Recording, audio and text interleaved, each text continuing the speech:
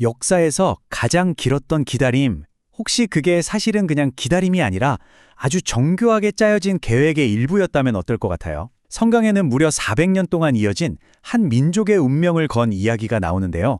오늘은 이 거대한 계획의 전모를 한번 파헤쳐 보겠습니다. 자, 모든 건 바로 이 예언에서 시작됩니다. 아브라함이라는 한 사람에게 주어진 말인데요.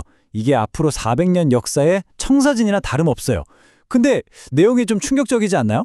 당신의 후손이 낯선 땅에서 무려 4세기 동안이나 고통받을 거다. 아니, 이게 축복이에요? 저주예요? 언뜻 듣기엔 완전 저주 같잖아요, 그렇죠? 바로 그겁니다. 왜 신성하다는 계획이 이렇게 끔찍한 고난으로 시작되는 걸까? 이게 바로 오늘 우리가 풀어볼 핵심 질문이에요. 그러니까 이 400년을 그냥 비극적인 역사로만 보지 말고 한번 거대한 미스터리를 파헤치는 틈정처럼 접근해 보자고요. 자, 이 계획의 1단계는 놀랍게도 고통이 아니었어요. 오히려 정반대였죠.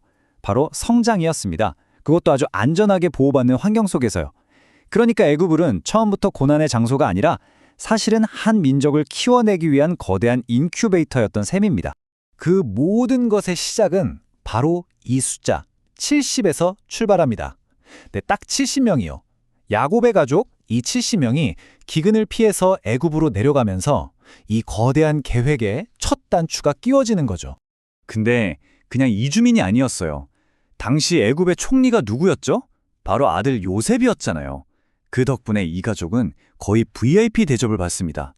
애굽에서 제일 기름지고 좋은 땅, 바로 이 고센 땅을 빡 받아서 거기서 아주 안전하게 뿌리를 내릴 수 있었던 거죠. 아, 그리고 여기서 진짜 흥미로운 역사적 배경이 하나 나와요. 어떻게 이스라엘 민족이 처음부터 이렇게 환대를 받았을까? 그 비밀은 바로 당시 애굽을 다스리던 왕조에 있습니다.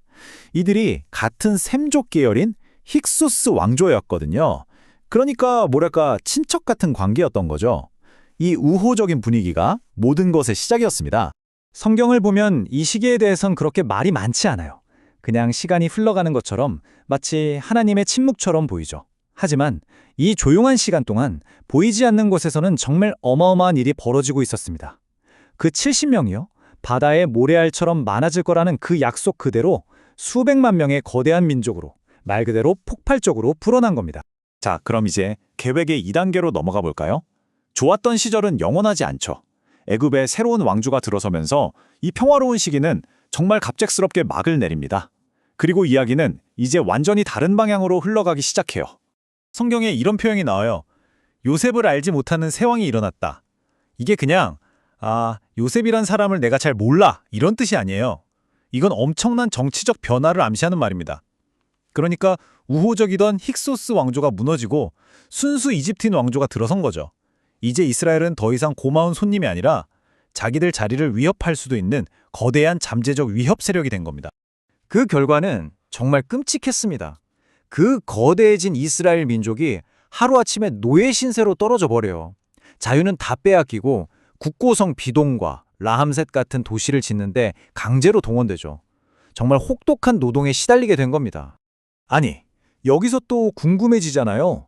도대체 왜 이 계획에는 이렇게까지 극심한 고난이 포함되어야만 했을까요? 이것도 그냥 우연히 일어난 비극이 아니었습니다. 여기에는 아주 명확한 3가지 목적이 숨어 있었어요. 자, 이 고통의 목적 3가지. 첫째는 정체성을 확립하는 거였어요. 너무 편안한 애굽에 안주하지 말고 여긴 우리 땅이 아니구나. 약속의 땅으로 돌아가고 싶다. 이 마음을 갖게 만드는 거죠. 둘째, 기도를 회복시키는 겁니다. 너무 힘드니까, 너무 절박하니까 비로소 하나님을 찾고 부르짖게 되는 거죠. 그리고 마지막 3번째, 이건 타이밍의 문제였어요. 이들이 돌아가야 할 저 가나안 땅에 살던 사람들의 죄악이 심판을 받아 마땅할 정도로 가득 찰 때까지 기다리는 시간이기도 했습니다. 자, 이렇게 모든 준비 기간이 끝났습니다. 그리고 마침내 계획의 마지막 단계, 클라이막스가 시작됩니다.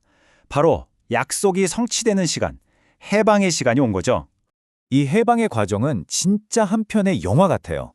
한 아이, 모세가 기적처럼 살아남아서 40년 동안 광야에서 준비되다가 지도자로 부름을 받죠. 그리고 이집트 전역을 뒤흔든 10가지 재앙이 내리고 마침내 놀랍게도 정확히 예언됐던 바로 그날에 민족 전체가 해방됩니다. 이 모든 게 다 계획의 일부였던 거예요. 자, 이 순간 이 사람들의 상태가 어땠을까요? 그냥 채찍질 아래서 신음하던 무너지고 흩어진 노동자 무리. 한마디로 노예였죠. 하지만 신의 눈에는 이들이 다르게 보였습니다. 이집트를 걸어 나오는 이 지치고 남노한 노예들을 향해서 하나님은 이들을 여호와의 군대라고 부르셨어요. 이게 바로 그들의 새로운 정체성이었던 겁니다. 그리고 바로 이 구절이 이 모든 걸 너무나 명확하게 보여줘요. 430년이 끝나는 바로 그날, 단 하루의 오차도 없는 완벽한 타이밍, 그리고 이들의 정체성은 노예가 아니라 군대.